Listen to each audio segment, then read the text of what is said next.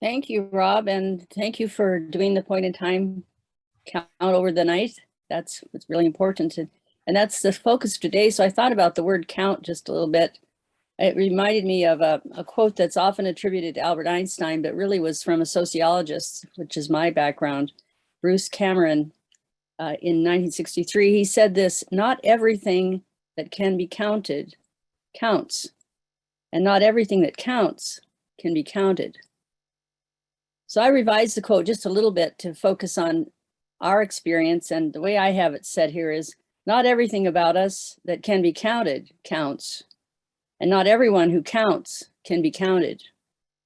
So we have the means to make sure that everyone counts, yet thousands of people in Pierce County live with the reality that they don't count enough to have a safe and secure shelter. So we're here to change that. And for the work ahead, walking and working along people who should count, I want to be sure that we are counted in. So a little play on the word count there, huh? So I want to welcome you all today. And we do have, for those of you who are new, we usually post in our chat the norms we have for our group. And for Zoom, just to be sure to keep yourself muted if you're doing other things so that we don't have distractions. Raise your hand, use the raise hand function if you have it on your computer. Usually it's at the bottom of the screen under reactions or something like that. Or if you can't, if you're not able to do that because of the device you're using, try to find some other way to get the host's attention. But if we do have that raised hand, we can kind of keep order with the order of people who are interested in speaking. And then we do use the chat as a place for conversation. It's not a distracting thing for people who should be, quote, paying attention to what's going on with the main agenda. It's a place to make connections with people that you learn about through this process and want to be sure to share information and announcements. So Rob, I had that ready to post, but I don't know if you have it accessible. If you could post those norms, that'd be great. I just did, yeah. Thank you very much. So those are in the chat. And for our community norms, it really is respectful speaking, taking space where we want to take it, but not taking too much space, since we do have a lot of folks with us today.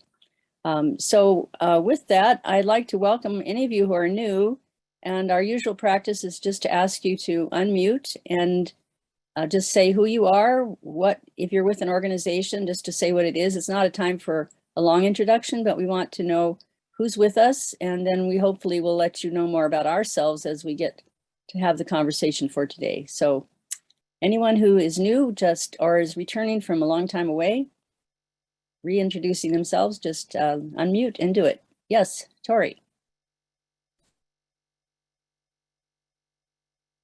I had to mute myself. Oh, okay. My name is, sorry about that. My name is Tori Forsman, and I am currently a junior high and high school public school teacher. I teach Spanish and English as a second language. But my dream job is what I've been doing as far as outside of my school hours, which is volunteering my time to promote the well-being and advocate for the Latino population in Pierce County, in Bonnie Lake and Buckley area. And I've done many things to work with that, help students to graduate, help families find new housing, navigate the system. There's lots of stuff about me, but that's it in a nutshell. Thank you for joining us, and we look forward to working with you. I can go. Good morning, everybody. My name is Avelino Estrada. I'm the Vice President of Programs with Eastern Seals, Washington. And this is my first time joining your meeting. And we used to have some operations in programs in Pierce County. Now we are going back to Pierce County, and I want to know what is everybody doing there, what's the needs of the community, and how can Eastern Seals Washington provide support to all of you, or collaborate with all of you. Thank you, Avelino. You've come to the good place, and we look forward to working with you. Thanks. Thank you. Hi, I'll go next. My name's Elizabeth. I am Outreach Director for BEMA, Believing in Myself Again. Wonderful. And what we do, And what we do is we're a transitional program. We have transitional housing. We also do a lot of community outreach. Welcome, Elizabeth. And there are other folks doing similar things that you can connect with here. That's great. I'll jump in. My name is Ned Whitting. I'm Deputy Mayor of the City of Puyallup, and I've been away for a while, and I just wanted to get re-engaged. Thank you. Good to see you again, Ned. It's wonderful to have you paying attention to these issues. So thank you.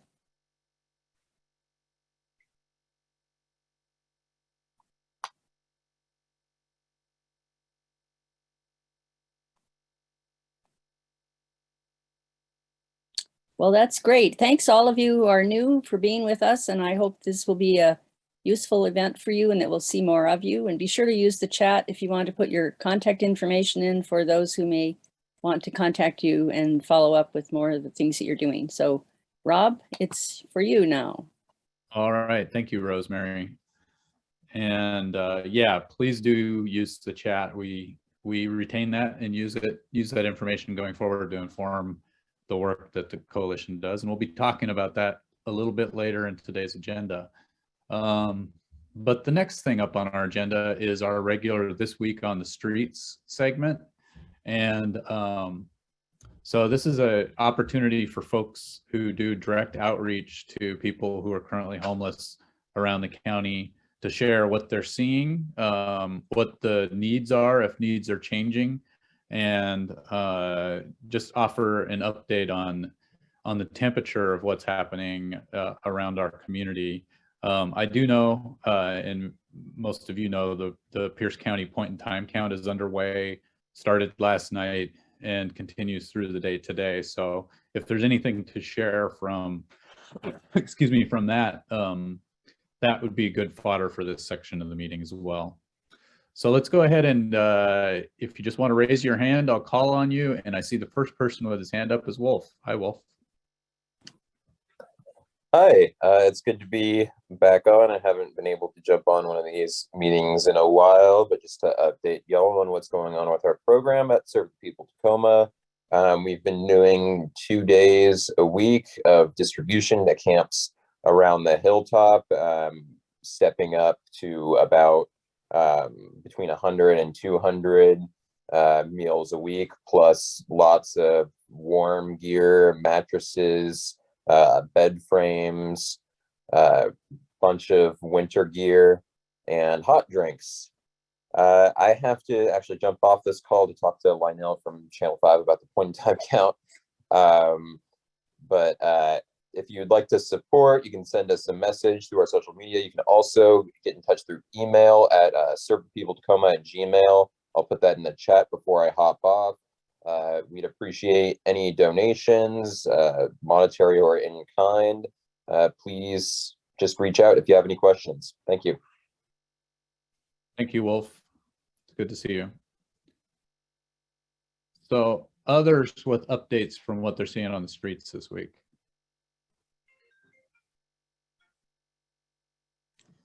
Hi, this is Elizabeth. So are these updates for what's with the point in time count, or is this just like events or things that are happening?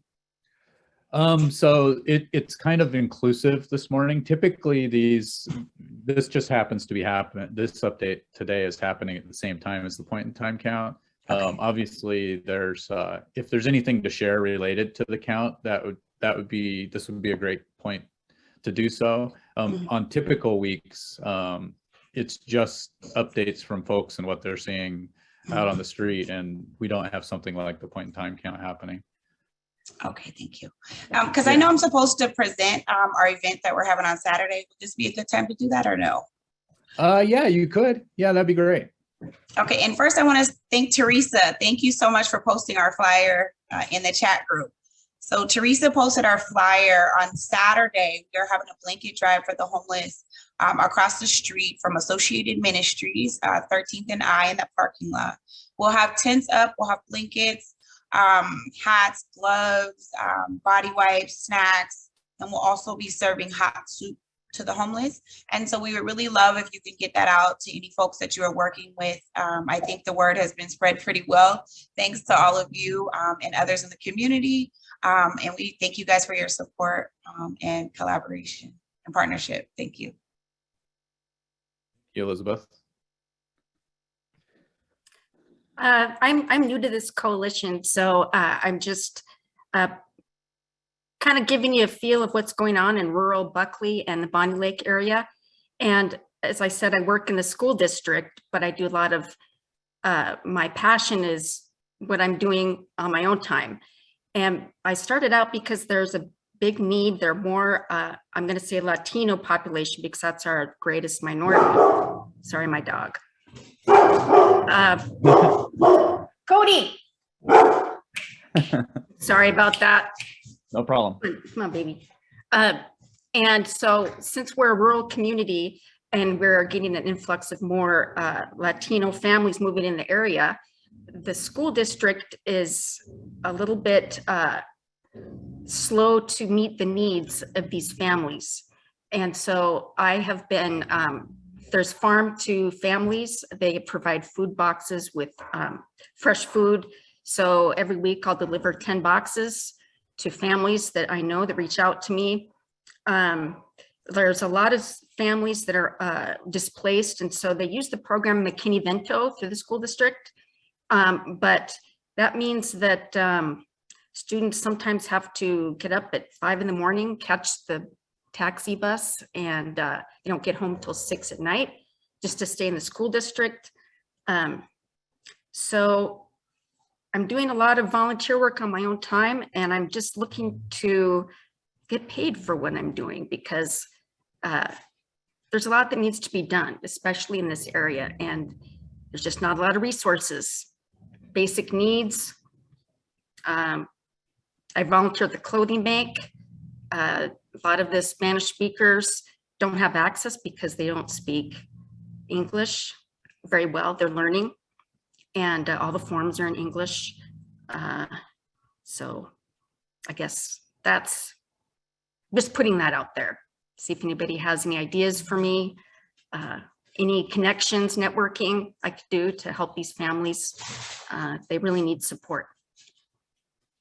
Thank you.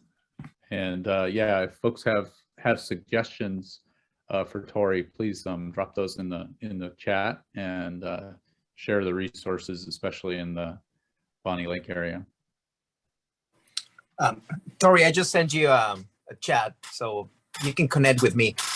I might help. Fantastic.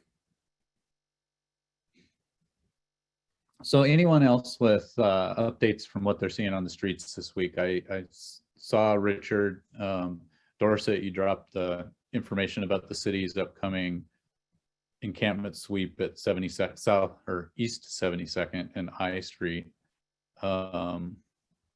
Anything further to update about that?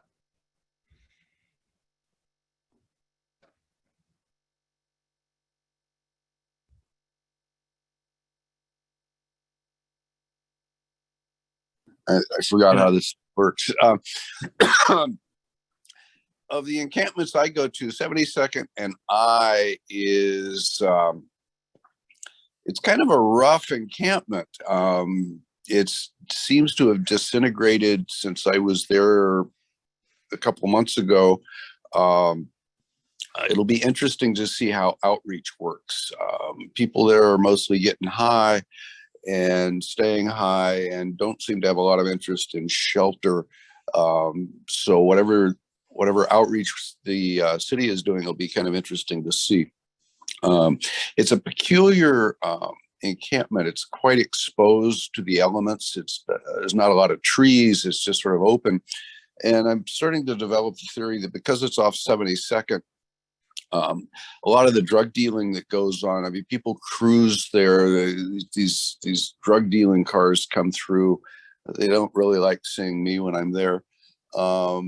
So it's not what I would consider a typical encampment. And so I'll be out there. I think it's Thursday. This is coming up to kind of watch how it goes on. But it's anyway, that's the next on their list for sweeping.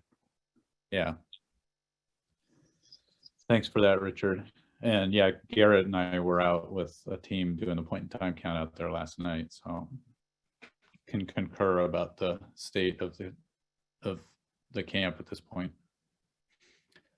So anybody else? Teresa? So just, I'm glad to hear there's somebody from the fire department coming today. I posted a little image of a tent fire that happened on last Saturday. And, but I'm hearing from people, and I don't know the origin of this tent fire. That's one of the things that I would love to have some way of tracking what's causing these fires.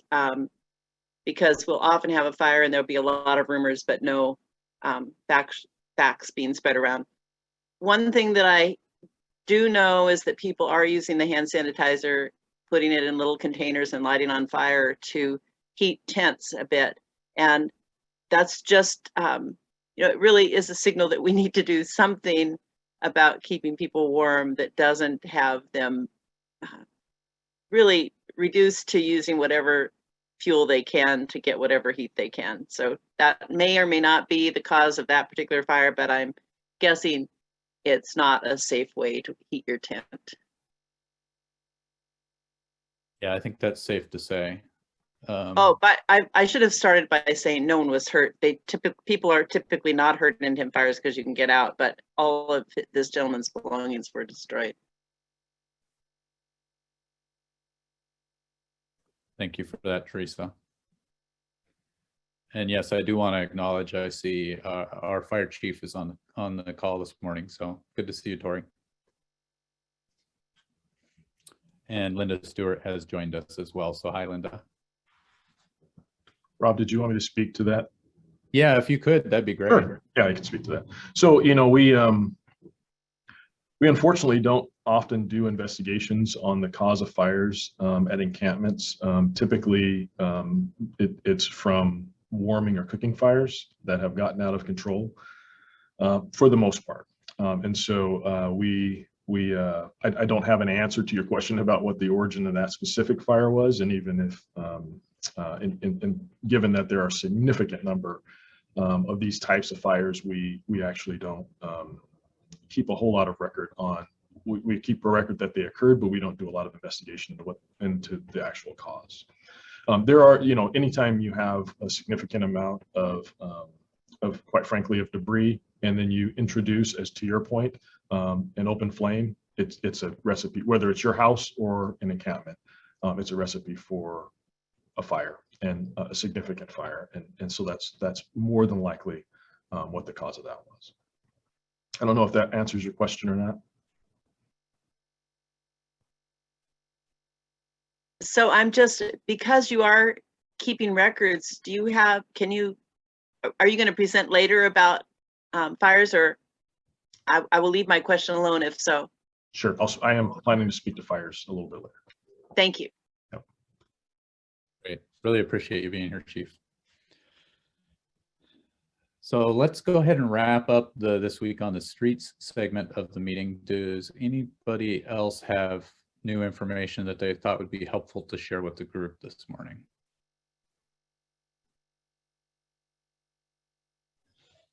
All right, I do want to acknowledge that we are aware that a lot of folks who do direct outreach, including Jeffrey Boyce, is actually out doing the point in time count this morning, so I was unable to be here. So next week, I'm sure we will have more detailed information to share about what folks are seeing out on the streets. So let's move on in our agenda. And the next item that I have on the agenda is an advocacy update. And I do know that Maureen Howard is on the agenda to do this update, but she's unable to be here this morning. So I am going to be a poor substitute for Maureen and just offer some of the things that she thought would be the most important to share with everybody. So she gave me a bulleted list. Apologies, I'll just be kind of reading from this, but she mentioned that 5662 remains under discussion with the governor's office and with Senator Cooterer. And there should be a new draft coming soon. And she's tracking the issue and following along with the tactics being used by the Washington Low Income Housing Alliance. And as you'll recall, the coalition earlier this year, actually I think late last year, did vote to approve and follow the Washington Low Income Housing Alliance agenda going into this legislative session. Maureen also encouraged, if people haven't done so, that you should register for Housing and Homelessness Days. It's free, and let me share the link to the registration page. Housing and Homelessness Days take place this next week from Tuesday, February 1st to Thursday, February 3rd.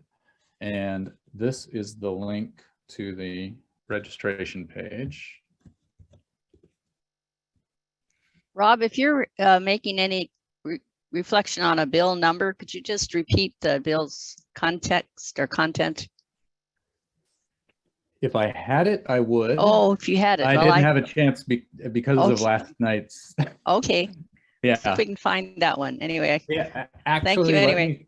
let me also share the link to the page on the state website where you can look up that bill.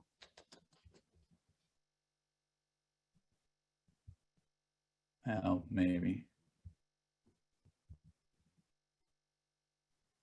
Yeah, let me post this page, and it's just that you can look up any bill that's under consideration, including 5662 that Maureen wanted us to follow on this page from the Washington State Legislature. And then the last item that Maureen thought would be important to mention is that the City of Puyallup is still accepting applications for the 2 temporary case manager positions to work with the homeowners of the Meridian Mobile Estates. So Ned, just so you know, Maureen is still tracking that issue, and we're excited that the city is adding those 2 temporary staff positions to help the folks who are living in that space. I'd like to, just on that subject, this is Ned. Yeah. Tori has applied for that position, so we'd be excited to see if she gets it. Fantastic. I sense that there was planning involved in Tori being here today. Rosemary, you have your hand up. Is that still related to the earlier question? No, sorry. No problem. So any questions or any other additions related to advocacy this week? Okay. So I am thinking about shifting the agenda around a little bit. Linda, would it be helpful for you and the fire chief to speak to us at this point rather than having you wait through our next conversation? Sure, that would be great. We just want to be respectful of your schedule. We can wait or go now. I'm good either No, way. it'd be fine to, I think it would be good timing since you guys, I know the 2 of you are super busy, and it's pretty easy for me to shift the timing. So why don't you take the floor and let us know what you wanted to share this morning. Okay, thank you. So a couple things, but some housekeeping things first. But I want to just thank you all for your patience while Neighborhood and Community Services has been unable to send a consistent presence and basically any presence to these weekly meetings. I think you all know that we have been missing the homeless program manager since February of 2021. That's a year ago. And that I, as the director, and then Allison Griffith as the assistant director, have been sharing the workload assigned to all of homeless program management. And we've also been operating in a 30% vacancy rate for our department. And so we're a very small department of 34 people, and we've had between 11 and 12 vacancies for the past for the past year. And it's just been really hectic. And so I say all these things so that you have an understanding of if we had the staff capacity, we would certainly be here. But we send the updates every Friday to you, Rob, and I hope they get posted. And so again, thank you for your patience. On the hiring front, we are in the process of making some offers to two new homeless program managers. One will be the strategy, systems, and services manager, and then one will be the manager of the HEAL team, which is the new name for the homeless outreach team. So we used to have HOT, and now we will have HEAL. HEAL is Homeless Engagement Alternatives Liaisons. And it just feels better for me not to have, can we talk to HOT staff? It didn't feel right. And so I really want to be able to talk about HEAL and how our team is going to really be engaging and talking with folks in encampments about alternatives. We have added 2 outreach workers to our HEAL team. So we went from 2 very beleaguered staff to 4. We have 4 outreach workers now. One additional outreach worker will come on board after we get a manager in that position. So we will have gone from 2 to 6. And so this has been a vision that I have had for a couple of years to build this team, but we have, again, experienced a couple things. Number one, difficulty being able to financially manage adding to the team and filling vacancies. We got the authorization last quarter of 2021 to start filling those vacancies. And so we're pretty happy about that moving forward. I want to give you an update on the camping ban discussions. I don't know if anyone tuned into Community Vitality and Safety Committee last night, but the camping ban discussions that are underway at the council. So again, this is a council policy development consideration. They are being held at Community Vitality and Safety Committee. Those meetings are the 2nd and the 4th Tuesdays of every month.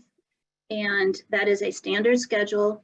And they start at 4:30 and they run generally till 6 o'clock. We were there till about 7 o'clock yesterday. That's where the camping ban discussions are had, and you can always look at the videos of the CVS meetings on the city website. The other item that I want to make sure you're aware of, and this is why Chief Green is here with me today, is I want to make sure that you are aware of a very late-breaking decision that the city has made as of this morning. To clear the encampment and remove the encampment under the 705 bridge. And this is because of the imminent threats to public safety that are present in this encampment. So the city manager has authorized staff and directed us to post that encampment for removal. We're posting it later today. And the cleanup will begin next Friday, February 4th. We have counted about 60 to 80 individuals at this location, and outreach workers are going to be starting very focused outreach at the location beginning next Tuesday. And obviously outreach will continue through the week. And we're here to answer questions about that, but I did bring Chief Green. He agreed to be here with me because there are significant concerns about fires that have been down in this location, and he would be the one to speak to that. So I just shared a whole bunch of information for you. I hope some of it is good news for you, and we're open to answering your questions. Chief Green, do you want to address the fire danger issue? I can. And so the only thing I can speak to, quite frankly, is what we've witnessed. I cannot, or experienced down there. I cannot speak to how that and other factors may have weighed into the decision about the encampment relocation.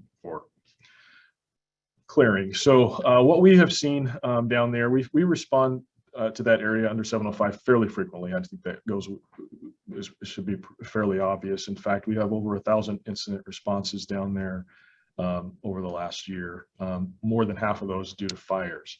The majority of the time when we go down there, it's for warming or cooking fires. And for those fires, as long as they're under control. Now, I will add that fires on public property are simply illegal. And fires on private property that receive complaints from those nearby become illegal. These fires would fall into both categories. We rarely put those fires out if it's determined that those fires are for cooking purposes or for warming purposes, especially this time of year, and they're manageable in size and not a risk or danger to the surrounding area or structures. What we've been seeing more frequently are larger fires. Just yesterday, we responded to 3 fires down underneath the 705 bridge in that area. And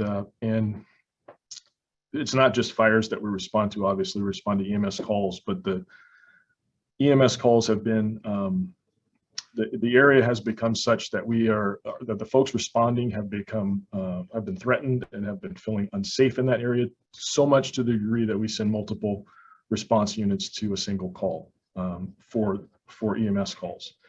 And so we're sending we're sending 3 total companies to a call that would have normally received one unit response. And part of that is not only to ensure the safety of the crew, but also to ensure the security of the rigs, because we've had multiple occasions where stuff has been taken off of the apparatus. So that's been our experience down there. Again, I can't speak to how that contributes to where we are today in this morning's announcement, but that's what we've been dealing with regard to that encampment. Thank you, Chief. So I'm seeing a number of questions in the chat. I don't know if you can see those, Linda, and would like to try to address them, or if you'd like me to read them off. Let me take a look.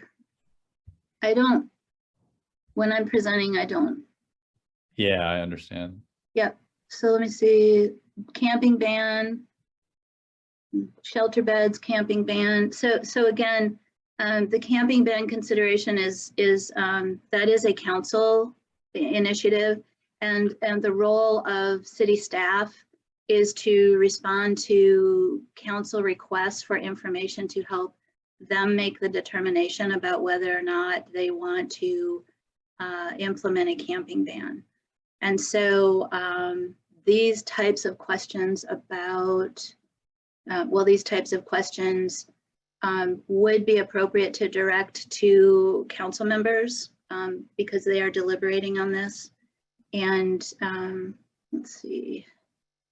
There are persons with disabilities living at 705. Will there be specific outreach? There will be specific outreach for all of the people at under 705. So if there's someone there with a disability, we will try to match them up with services that meet their needs. Let me see. Linda, can you share again how many people you believe are living under 705? 60 to 80. It fluctuates. It actually fluctuates. And actually we've been going in there for several months, but people obviously they either will not come out of their tent, or they several times we've gone down there and people just kind of run out, and so we can't really tell who's there or not living there, right? It's difficult. So we are saying 60 to 80 at this point in time. Back to here. Is this a response because of Tacoma Safe? I don't know. Population size of 705, 60 to 80. Other than open fires, what are the other 50% of the 50%? This seems to be a term that is used often but rarely defined. So I'm not sure I understand that other 50%. I can speak to that. It's EMS calls. It's emergency medical services calls. And so the real risk is this with those calls. If we're sending 3 apparatus to a call that we would normally send 1, we don't have the resources for the next call available. And so that's important, right? Because that means that when you call 911 for your heart attack or stroke or for your kid or your mom, we don't have an apparatus that's close by to get to you timely. And for us, time matters. It literally means the difference between life or death. And so, so sending on, responding to, roughly 500 calls, EMS calls to an area with more resources than we normally would when we're quite frankly already under-resourced, it's impactful. And so that's arguably the risk to public safety. Thank you, Chief. Ed, I see you have your hand up. Yes, I have a question for Linda. In the deliberations and decision to do a sweep, does the city manager take into account the other sweeps that are going on at the same time? Because if my memory serves, within a couple of weeks, there's sweeps going on down in Fife. There'll be one on East I Street. Now you're clearing underneath 705. That's a lot of people. And I'm concerned that not only are the options for them to relocate into a shelter are going to be limited just because the size of the people that are disrupted out on the street. So my question is, does the city manager and the council take those into consideration, or do they even know that the others are going on? Well, it's our job to keep, and this is the city manager's role administratively to make the decision. And so it is my job to keep her informed of what other activity there is to clear encampments.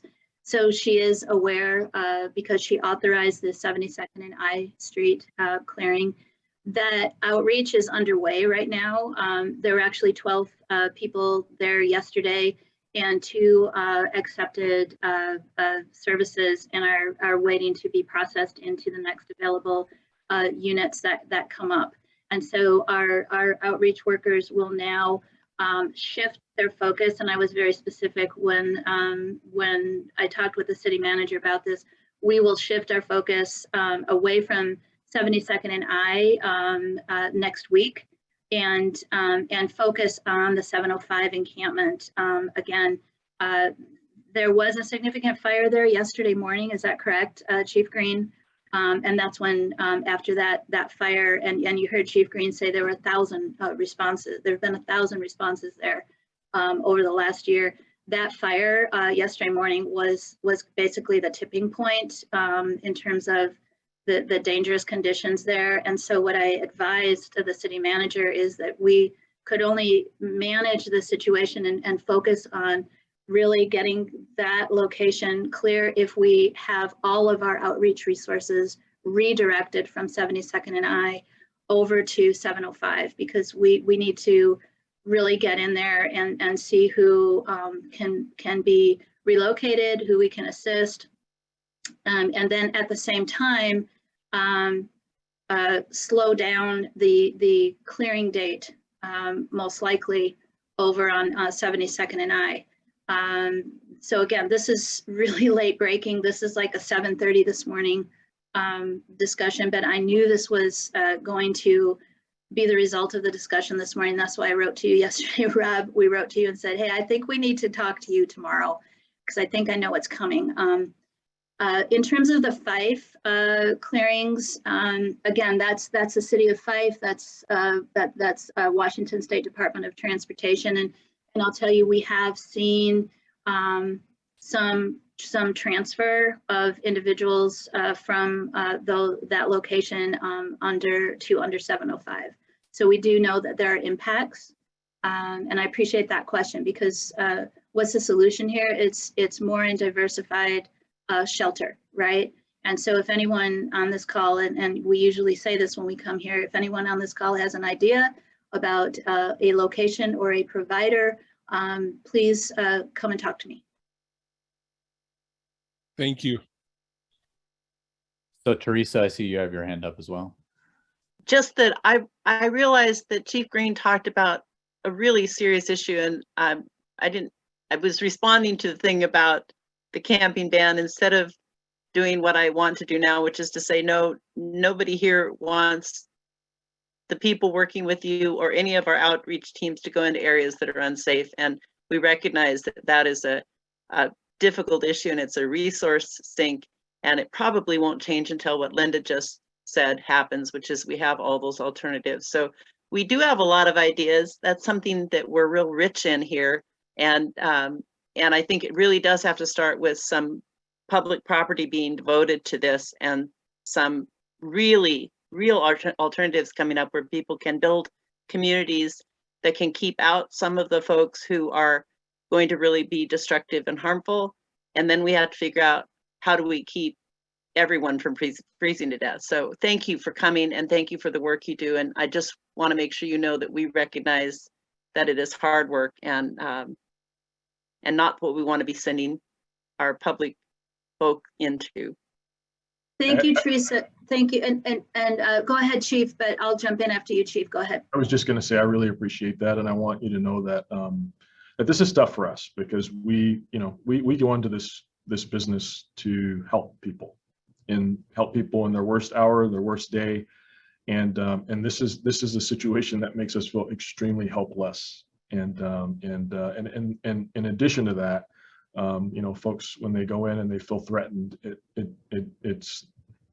makes it more complicated. And so I sincerely appreciate your comments. And I just want you to know that we as a department and as the people of the department really want to be partners in the solution on this.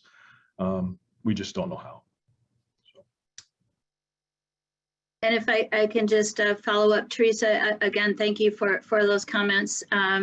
But the use of public property, I wanted to get back to that. So we are behind in getting the 82nd and Pacific location up and running. That is a relatively low barrier mitigation site that will be operated by Forward Operating Base FOB. There will be 25 available beds over there. We could not locate a shower trailer because guess what? Everyone in the country is looking for shower trailers, and we also have supply chain issues. We finally secured the shower trailer, and now we can't find a little unit to operate as a kind of a meeting trailer, right, for staff who are there. So the supply chain and the competition for resources is real.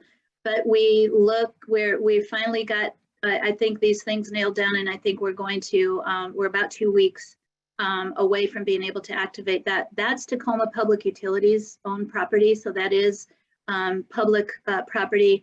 I also see someone ask about the 36 and Pacific. We are in conversations right now. So there are 2 pieces of property there. There's a city-owned piece of property, and then there's a county-owned piece of property. So the city-owned piece of property is going out for bid for affordable housing, but we are in conversations with the county about using that property temporarily for several years to create temporary emergency shelter over there, with the hope that we can establish some sort of emergency shelter, temporary shelter, where folks can go there and then ultimately go into the affordable housing that's being built next door. So in addition to, or in answer to this question here, yes, we are looking at that. There was one other on here. Are there plans for cleanup and fencing? Yeah, whenever we ask folks to relocate and we try to remove individuals from a location, it is standard process for the city to clean up the area and return it to the state that it was prior to the encampment. And in this particular case, it's Washington State Department of Transportation owned property. And we are, as soon as the location is cleared and cleaned, we intend to fence it, at least temporarily, but then we are going to, the city is going to lease it from the state to return it for use as a parking lot. And so it will receive permanent fencing, and then once it returns to parking lot use, it will have some monitoring and some management there. So that answers that question. I think I'm keeping up, Rob. Do you see anything? Yeah, haven't I think that's it from the Okay. chat. I do see Patricia has her hand up. Typically, instead of having a trailer to use for outreach, there's a specific type of sort of like tent canopy with closed doors, and we've been able to put air filters in and heating devices. I can try to give you those the specifics that are used sort of for lived experience and through King County, if you'd like. I'll put my email in the chat, and and my phone number, and anybody who wants to reach out to me knows how to find me. And Great. thank you for that. And Linda, one quick question about the conversation about the 36th and Pacific property. So if that is able to move forward, would you kind of characterize that as a small additional stabilization type site that would be used to transition people to the affordable housing? We don't know. Okay. We're still trying to figure out how we get the property and the use agreement with the county. And so our real property and the community and economic development departments are working with that with the county. But once we get that agreement, then we'll go about the business of saying, okay, what is the need, and who are the providers who are willing to step in. So one of the issues that we have, of course, as you all probably are aware, is not exactly a plethora of provider options. And so I am actually talking with some folks up in the Seattle area to try to bring them down to see if they are willing. And this is where Fob Hope came into play, because they have been operating up in the north. So, but to answer your question, to be determined. I think it's going to be a huge hurdle to get over to get the lease agreement, because it took months to get a lease agreement with our own public utility. So there's a lot of steps for that. So once that happens, we'll be thinking about that. But it will be super important for us to hear from you all, as well as balance what we're hearing from folks in encampments about what that temporary shelter site would look like. Thank you, Linda. And just to interject a little personal thought, Garrett and I joined with others from Comprehensive Life and some elected officials from the county last night in doing the point in time count under 705. And I can definitely attest to the discomfort in doing that overnight and the fires that were on site overnight. So really appreciate you being here and talking with the coalition this morning. I don't know if Garrett, if you had anything you wanted to add. No, just that I'm glad this site's being swept, as much as I don't like to say that ever about folks getting moved, but it's one of those sites that reached that sort of point of danger. Like, it's the only site that I've had drugs be offered to be sold to me in broad daylight, and I'm not the sort of person anyone offers to sell drugs to. So, so I, again, I think we all struggle with having sites swept, and but there is a point in a site when it is simply not okay. And I'm also on the board of the Furniture Bank, which is located right next door, and the impact on a nonprofit that is working hard to serve these exact people has been pretty severe. And I think that that again, these are struggles, and I mean, hats off for balancing. As long as, not doing sweeps until you absolutely have to. And I appreciate I think the thought that is going into how to do these and when. So thanks. Thank you, Garrett. Jenny, your hand's up. Hey, yeah, thanks, Garrett. Thanks, Chief Green and Linda and everyone for the great discussion. I'll try to keep it simple. I wonder if, and this is a possibly bigger issue, but just from a public health perspective, I know each sweep will be different. All the circumstances are different, but I really bristle a little bit when I hear the generic term public safety used so often and rarely defined.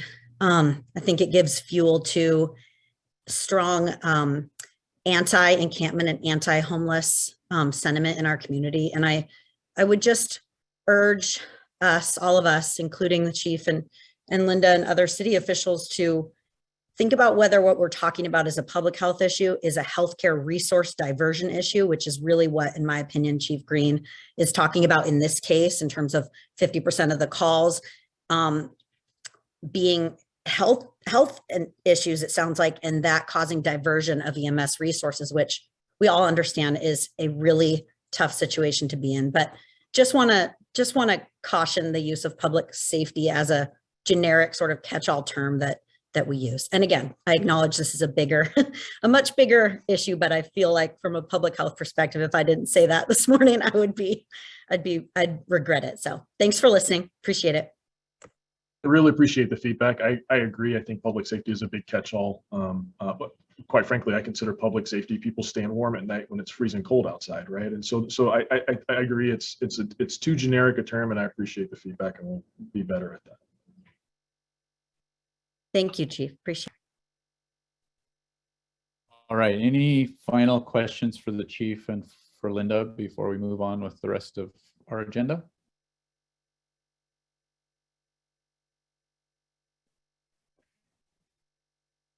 Okay. Linda, did you want either you or Allison to send me something that I could post to the coalition mailing list regarding this emergency action, or that might be helpful?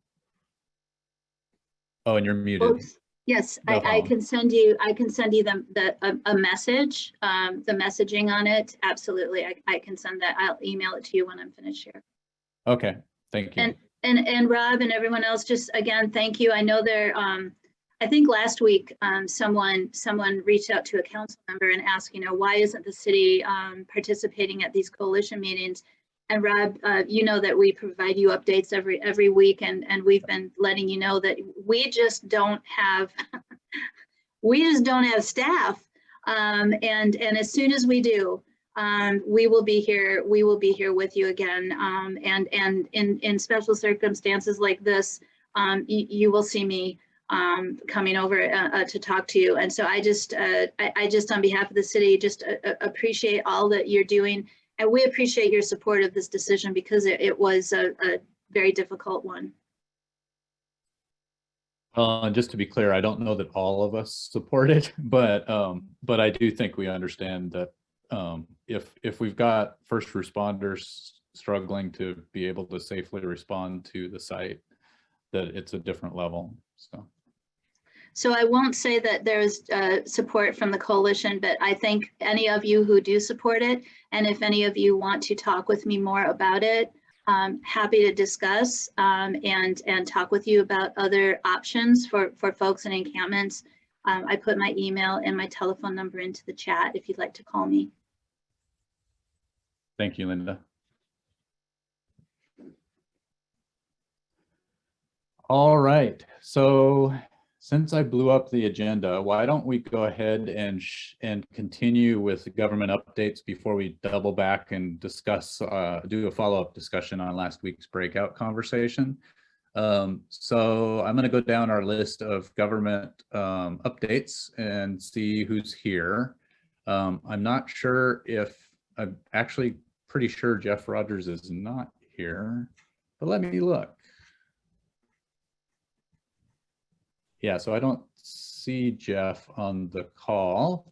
So I don't think we're going to have an update from Pierce County Human Services because folks are quite busy with the point in time count this morning. But Valerie's here. Valerie, do you have an update for us? Yeah, of course. Yeah, they are all counting. It's super weird to not be at the point in time count this year for the first time in like 13 years. I actually slept walk last night talking about point in time count. So, so thank you. I have actually not been here for a couple weeks because I took off some time to go on a cruise. So thank you all for not blowing up my email and supporting V during my time off. I appreciate it. So rental assistance updates. We 100% spent down all of our funds for 2021, which is huge. So all of our Department of Treasury funds, all of our TRAP 1.0 funds. We are currently very actively spending our American Rescue Plan dollars, our TRAP 2.0, and the state is going to go ahead and release our ERAP 2.0 funding because our goal is to not have any limitations. We also know that Housing Bill 1277 is going to release some rental assistance dollars to all the counties. So we'll be releasing a notice of funding availability in the coming weeks and months for that program. So those are all happening. Our portal is currently down because we are doing a new portal, which is amazing. And it will open on or around February 1st. So Tuesday, we will have a few changes in there. You'll see some new questions, just really to support the program and to get the providers a little bit more documentation more quickly. So it is just very user-friendly, super easy to use.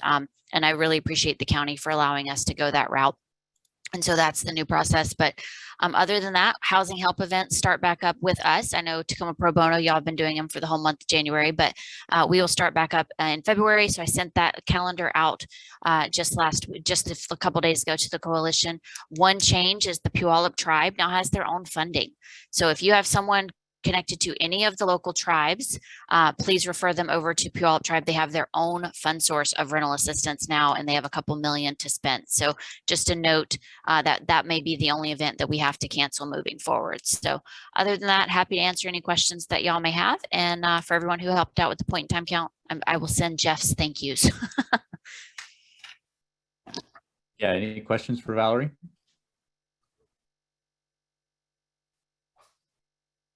Cool. Well, everybody have All a good right. Friday. All right, welcome back. And Garrett, you wanted to do a quick county announcement? Yeah, I just wanted to say that the one of the larger NOFAs, the Notice of Funding Availability, dropped on Monday from the county. That's called the HHP typically, which probably stands for something.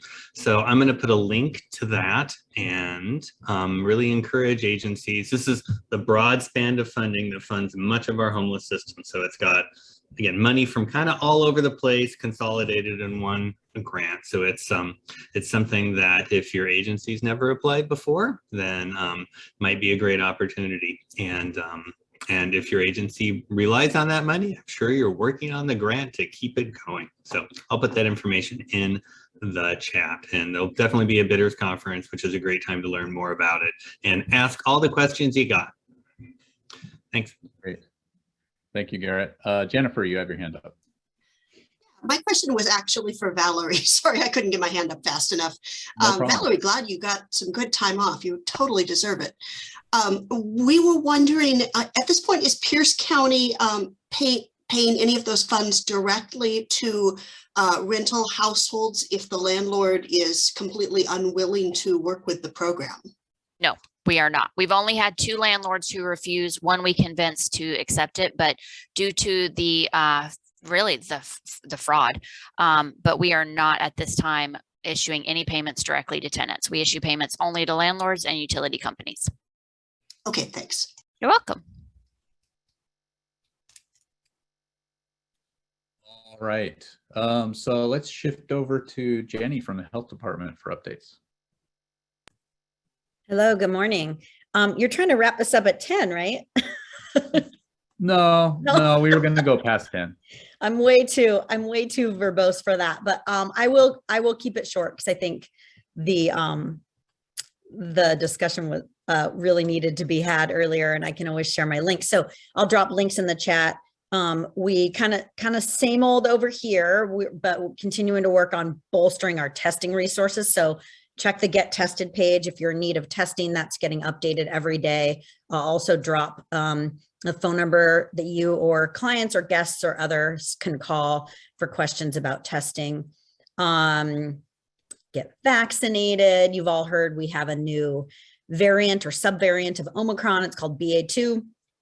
It is being called stealth, but that shouldn't make you think it's more dangerous or scary. It's simply what a virus does. It mutates and there are variations, and there's every reason to think that our vaccines, our current vaccines, are protecting us from that. So please, please, please get vaccinated and encourage others to do so.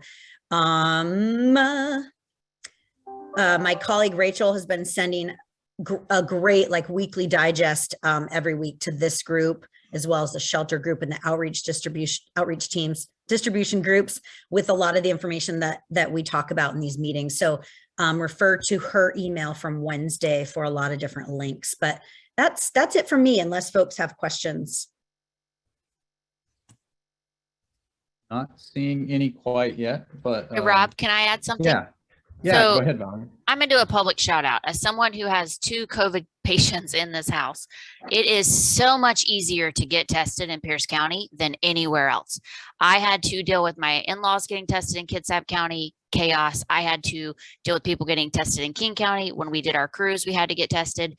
Pierce County, you deserve so many props for your drive-up sites, your testing options, your and I'm not even working with Jenny on a daily basis, so this is not anything to do with me. But I mean, it is so much easier and more efficient to get tested in Pierce County than everywhere else. So kudos to y'all, and from me personally, with COVID kids in the house, thank you for everything that y'all have done, because it is literally a game changer. Game changer. Thank you, Valerie. I hope you all get better so soon. And I will pass this on to our testing group. They have been working so hard and receiving lots of abuse in social media and all of that. But I know they're working hard, and I know they're improving every day. So thank you so much for sharing that. And of course, people are coming down from Kitsap to get tested in Pierce because they can't get tested up there. So it needs to be said. And also order your free kits from the state and the feds. I already got mine. So order your free kits. If you have a symptom, test at home. Super easy, super easy. So that's my thing for the day. Tacoma, I don't know if Pierce County Library Systems is restocking, but Tacoma Public Libraries also have free kits. That information is in the email that Rachel sent out on Wednesday, and also I think hopefully on our testing page. So yeah, get kits and keep them at home. Just have them on hand. Yes, agreed. Great. Thank you. And thank you for the reinforcement of the public service message there, Valerie. All right. So I don't know if we have anybody from Pierce County Department of Emergency Management on the call, but this would be an opportunity for an update from those folks.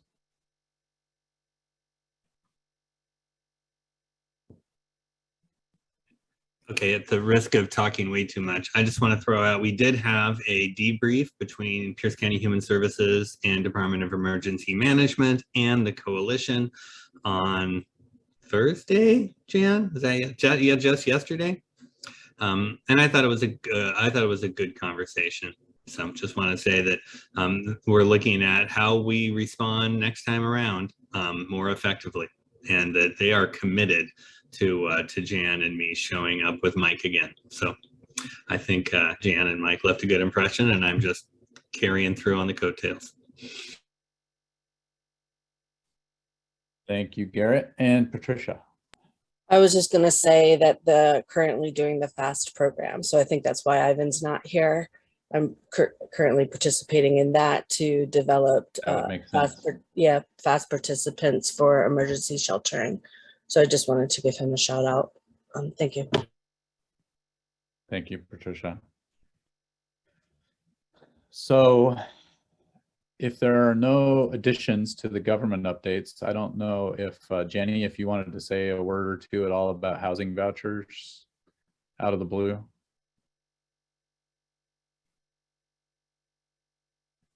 And you're muted right now, but you might be speaking to someone else. So let's shift over to talk about a follow-up conversation and with the full group regarding the question that we asked during the breakout conversations last week. So I'm going to share a document in a moment. But if you were here last week, you'll remember that the topic that we asked everybody to talk about is what are 3 opportunities you see for the coalition in the next year? So many of you shared the notes from your group back into the chat during last week's meeting, and I took those raw notes, and Teresa and Rosemary worked late last night to put them into a little bit of a more sensical order. And so I'm going to share my screen to show this document.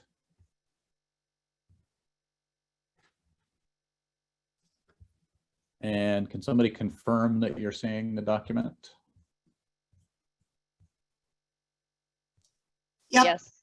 Okay, great. So I am just getting my screen arranged here so that I can see everything. So we'll just walk through this briefly and have a conversation.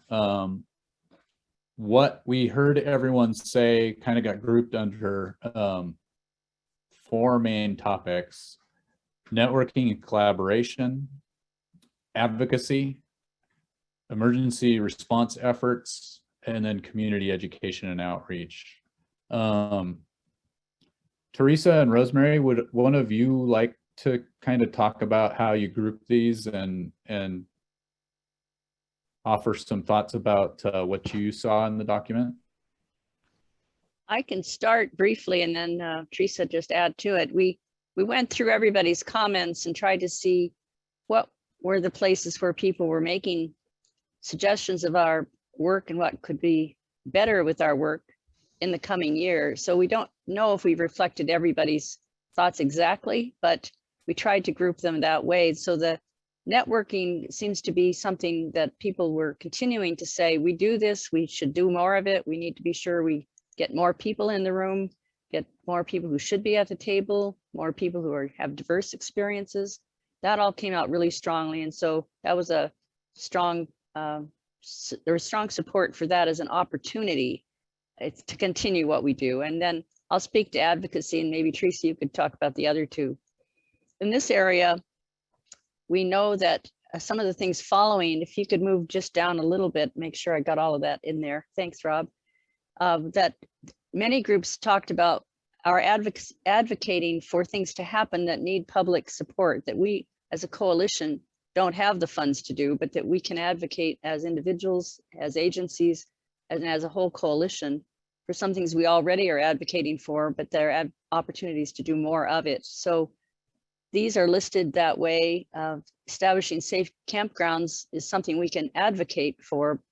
We have a group working on safe parking, and we continue to be creative in presenting ideas to the council and to governmental units about the importance of safe parking, RV lots, and campgrounds that have been determined as sanctioned by these groups. So that's something we think many of you were saying we should continue and do more of. And then a number of ideas for funding for the things that we are supporting, increase interest in mental health and housing for sure. Some people were saying very clearly that the importance of paying attention to the increasing housing crisis, and the fact that in our discussion earlier today about the sweeps, that if we don't have places for people to go, sweeps and camping bans will just be an inhumane way to deal with human beings. So advocating for the funding that's necessary for housing and supportive services and prevention of homelessness were brought up by many people. So I'll leave for those two, and Teresa, leave the rest to you. So these last two, a lot of people talked about getting even better at engaging with emergency response efforts. I think it was pretty universal that people thought this year was this last year was a great time to get involved because there were such severe weather issues, and that nothing was perfect, but that there was a lot of good stuff that was done. So keeping that up and finding new ways to do that. And then the community and education outreach, that's some of it's the stuff that Safe Sites for All campaign has been already involved in, but there are some other things that came up. Particularly one group had a lot to say about housing first, that that a lot of people don't understand what it is and why it's important. Anyway, the rest of it is pretty self-explanatory. I'll leave it at that. Okay.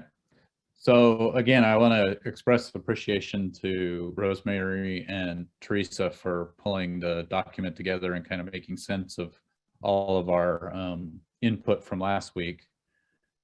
So we have a couple of options here. We have 39 of us in the conversation or in the room still this morning. And I thought we should open up for a little bit of conversation about what we see in this document and see if it resonates with those of us who are here this morning, whether you were in the conversation last week or not. Typically, we would go into small breakouts, but with a relatively small group of us this morning, I'm tempted to just spend a few minutes here in the larger group. What do you think, Teresa and Rosemary? I think the larger group works well, and I just maybe add one more thing of context. We are having conversations in a group that's called the Governance Work Group about how the coalition can strengthen its ability in the things that we do well. And it would be useful to have folks confirmation or additions to this, to think about, are these the things that we want to make sure in any structures that we promote or change, that we want to push as what the coalition should organize itself more clearly around. If there's one that's particularly strong, then that would be something that a hearing from anyone in this call about what you want to be sure we focus our energies on would be, I think, useful for that governance work group conversation too. Thank you, Rosemary and Teresa. Just wanted to say I got a message about the acronyms, and sorry about that. Some of them we cut and pasted from the comments. I can say that AMI is area median income. That this is in response to Elizabeth, who sent me a text saying, what about these acronyms? So Rob, I leave it to you to solve the rest of them. Pierce County Emergency Operations Center. Yeah. And you know, there's nothing more thrilling than watching someone type in public. So maybe I won't do too much of that. But we can clean the document up and send it an email. I know Verna actually asked if we could send this out, and this would be a good thing, I think, to share with the full mailing list after this morning's meeting. But I'd love to hear if folks have comments about whether they think what resonates in here or what's missing, and we can just kind of start from there. And what I will say is, because we have a smaller group this morning, we wanted this to be the start of a conversation. It's really not going to be the be all and end all conversation. And then again, with the caveat that I know I'm sleep deprived this morning, so I can't say I'm firing on all cylinders. So my apologies for that. So Sally, I see you have your hand up. Thank you, Rob. I wanted to emphasize the community education and outreach piece, both addressing the myths as well as promoting understanding, because when there's misinformation or emotionally generated information out there, it tends to influence policy in a bad way. And so what happens is there's a lot of emotional reaction, or there's a lot of overstatement of things, and the result is that policymakers feel a lot of pressure to respond, and when they do, it's not necessarily the outcome that we would hope for. So I just wanted to say I think that area is really important. Thank you, Sally. Casey, your hand's up as well. Thank you. So one thing that I actually think would be really helpful, especially in the community education component, would be, how do we gather data and how do we disseminate that data? Because I've been in meetings where people who are against certain things that would help folks are just kind of pulling numbers out of their bum. And you ask them, well, where'd you get that number? They're like, well, I'm just estimating. And it's like, well, that's very nice, but that doesn't really help anybody. And some people are taking you at your word that these are actual facts and statistics. So if there's any way that we could start gathering those, that would be amazing. Yeah, I completely agree. Let me see. I'm going to save this document as a Word document, and so that I can drop it in the chat here in a moment. Do others have initial thoughts in response to this?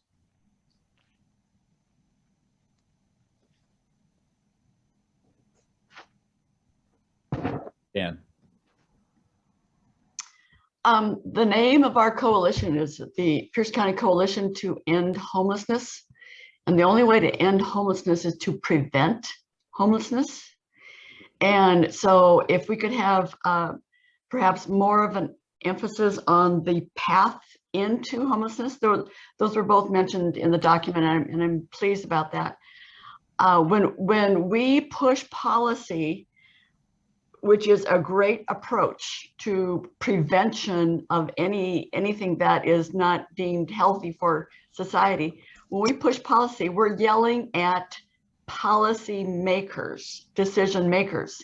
Yet when we don't even fund the city to provide a person that can attend our meetings, so what difference does policy make when we won't even agree that the disparity that causes lack of policy makers and decision makers, then it's hopeless. It's just simply hopeless. So I encourage a strong emphasis on prevention. And in order to do that, we have to understand the path into homelessness and any other social determinant of health. Thank you. Thank you, Jan. Patricia? There was a comment before about the data, and that meant to equal like sort of client outcomes, because if you don't understand that, you won't understand how it's like a lesson learned. The second is preventing homelessness. Just a comment in regards to there's different pathologies that people fall into homelessness, but also the lack of treatment, the lack of like addiction treatment, the lack of mental health and some people just don't know. So how do you train those basic life skills? It's to try to stop that cycle. And that's really where I think that some of the pathologies are falling into homelessness, and how do you pull yourself out? So thank you for letting me share. Thank you, Patricia. And one thing that I think we can lean on pretty heavily is all of the work that was done by members of the coalition and Pierce County and other stakeholders, including those with lived experience, to create the comprehensive plan to end homelessness that Garrett helped pull together last year. I think we can lean heavily on that document as a source of data.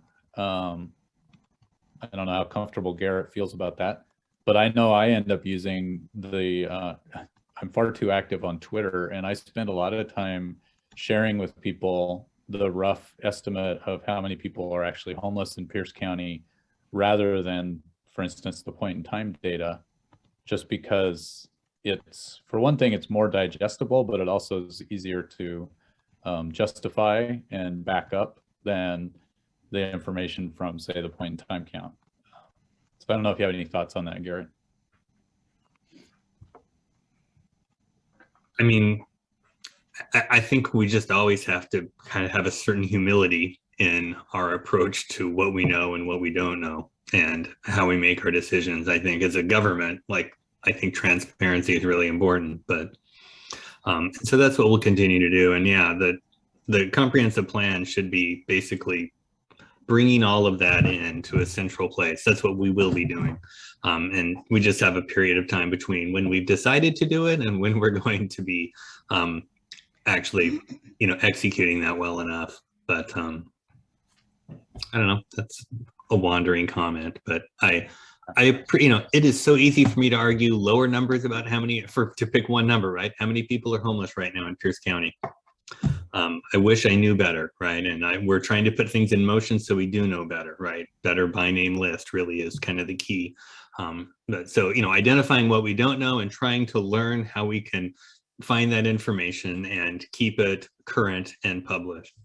I'm going to total aside. Someone asked me recently, how many people have wound care issues that are experiencing homelessness? And I was like, God, boy, don't have any idea. And it just points out some of the stuff that, how do we develop a wound care program? This is a master's of public health student, if we don't actually know what the need is. And, I can connect in with hospitals, like I know the people to talk to, but without the data, we really just don't have an ability to make informed decisions about what needs to happen. So I'm definitely into collecting that. And when you find things that don't look right, I'm happy to identify my sources and work on getting them right. Thank you, Garrett. Ed, you have your hand up as well. Yeah, I guess one of the things that comes to mind is the statistics that we can pull from the data that we use for the homeless memorials, the numbers of deaths, and then the circumstances of deaths. So I would look forward to providing that information when appropriate to your data gathering. And also the effect, I mean, we basically have 30 years on average that people lose of their lives when they become homeless. And those are hard numbers that we have now, and we'll be gathering more as we go forward. Thank you, Ed. So do we have some other folks, some voices that we haven't heard who'd like to share what their initial thoughts are from seeing the document around what opportunities there are in this year? Love to hear from folks.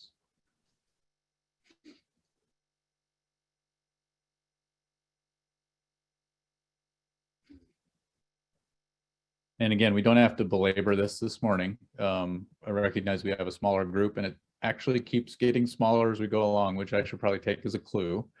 So we did schedule this morning's meeting to be a little shorter because we knew there wouldn't be as many of us here. But I do want to offer the opportunity still. So let's sit here in silence if we need to for a moment. If folks don't have anything to add, you can also drop your thoughts into the chat. And like I said, I will send the document out after I fix the acronyms to the mailing list so that folks can have an opportunity to look at it, and we can have a larger conversation next week. I just wanted to add something. Hi, this is Elizabeth. I didn't see anything about like harm reduction on there. Has that been a topic? So it has, go ahead. Just going to say that's kind of the housing first and the safe sites. All of those are aimed toward that, but you make a good point that it's probably good to spell it out. I don't know where it would go, but I think it's a good idea. Thank you. Yeah, and I can actually add that on the fly here.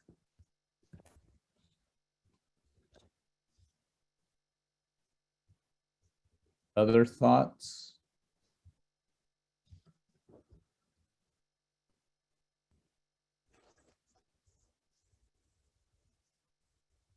Okay, so again, I appreciate everybody's patience this morning as we kind of take a first look at this.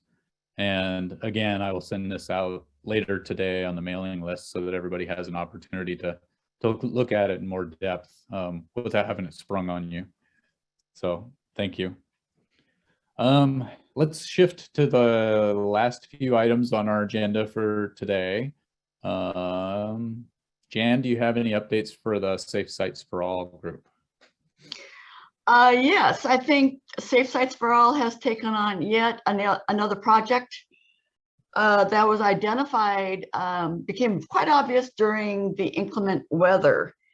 One of the options that this coalition has addressed is that there's no network of staged sites throughout the county for outreach workers. We have amazing outreach workers, both volunteer and there's an informal and a formal system of outreach workers that actually go to the street and talk to our folks who are living houseless.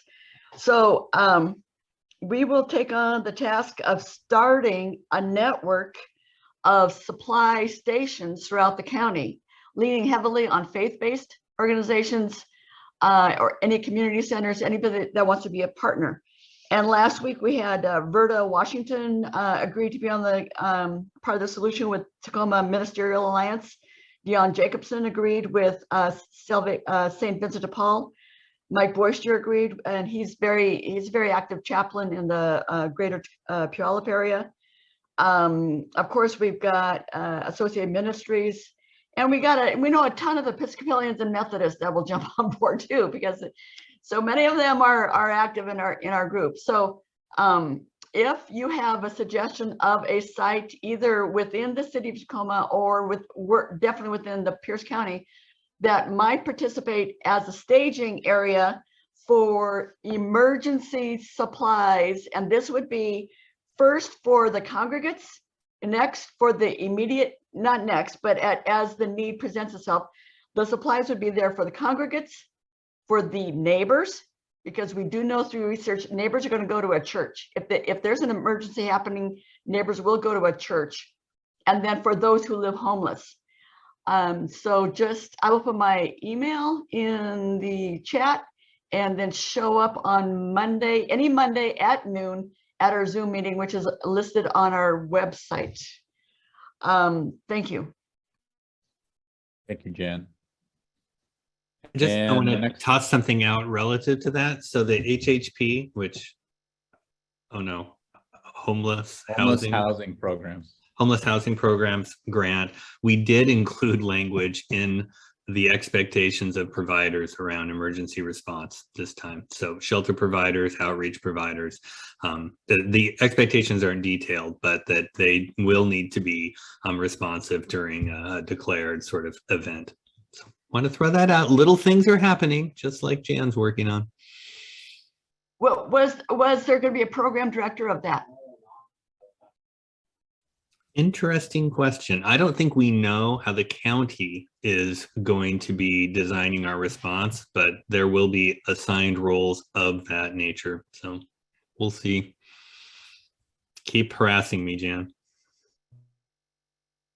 Our job. All right. So any coalition committee updates that everybody needs to hear about this morning?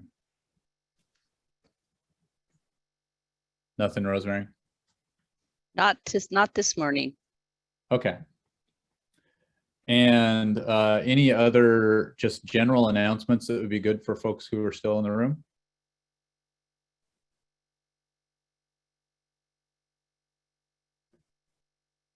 All right, so we ran a little bit over on today's meeting that was expected to be short, but I appreciate everybody being here. If anybody has any kind of reflection on today's meeting, if there's things that you think could be improved or things that went well, I'd love to hear about them. So please drop those in the chat. And if you do have an interest in helping us plan for upcoming meetings, we will have a small group of us staying on this call to plan for next week's meeting and those beyond.